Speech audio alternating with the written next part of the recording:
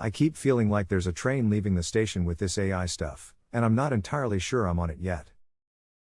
Same here, because everyone online acts like they've already mastered it while I'm still figuring out where the doors are. I tried a few prompts last week and the results were decent, but it didn't feel like the breakthrough people keep promising. I wonder if the secret is that nobody actually gets miracles on the first try, and they just don't say that part out loud. That would explain why it feels more like fumbling than innovation when you're starting. Wait a second, is that red recording light on right now? Oh no, that means everyone just heard us confess we don't know what we're doing. Good evening, and apparently you've already heard the honest version, so tonight we're talking about why learning AI actually feels confusing at first. What we were just joking about is exactly the topic, because most people assume AI should work instantly when in reality it behaves more like a skill. The biggest misconception is treating AI like a vending machine where the right words produce the perfect output. So people expect instant results instead of a process, which sets them up for disappointment. Creative work rarely happens instantly, whether you're writing music, learning art, or experimenting with ideas. Psychologically, people interpret slow progress as failure even when learning is actually happening underneath. The brain needs repeated exposure before patterns become visible, which means patience is part of competence. From an engineering perspective, iterative systems improve through feedback rather than perfect initial instructions. The first output is merely data, not the final answer. This is where the productive loop comes in, because interaction changes both your thinking and the AI's direction. So instead of asking once and judging the result, you're adjusting continuously like tuning an instrument. At first it sounds messy and uncertain, but coordination starts forming beneath the surface.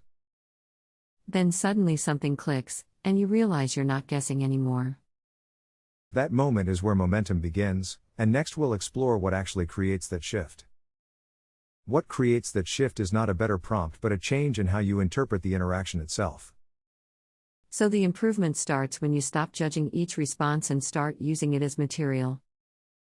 Exactly, because once you treat outputs as fragments, your brain begins connecting ideas automatically. The brain loves partial information because it activates curiosity and prediction at the same time. That combination is what makes people feel energized rather than overwhelmed. In technical systems, we would call that feedback stabilization through iterative refinement. The signal becomes clearer as noise decreases with each cycle.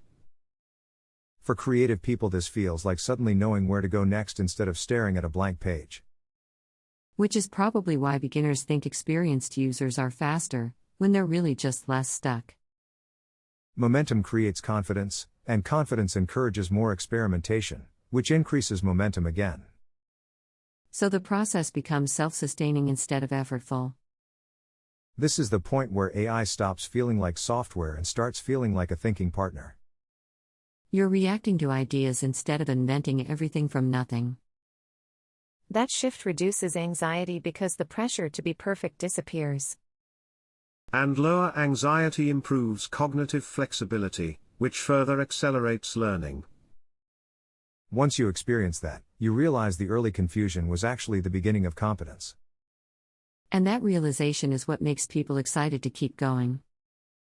Next week we'll step into a live example so you can watch that momentum form in real time.